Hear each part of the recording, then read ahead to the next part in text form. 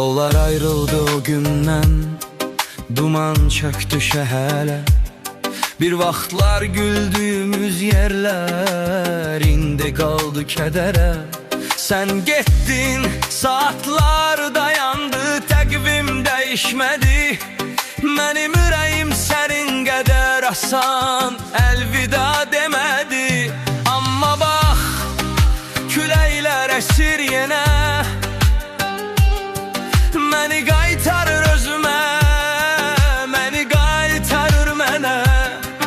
Göz yaşın quruyar, izi qalmaz. Sensiz dünya inan ki heç vaxt dayanmaz. Niye susur hələ də bu ürək? Niye solur bağçadakı hər çiçək? Gedişinlə sən məni bitdi sanma. Mən küllərimdən dolulacam yanma. Niye gözlərim yollarda qalsın? Qoy bu mahnı bütün dərdlərimi alsın.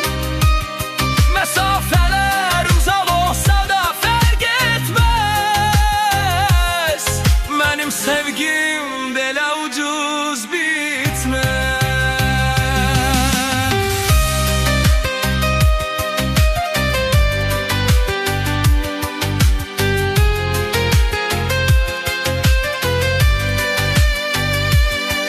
Hadineler sandıqlarda, aç halini itirdim.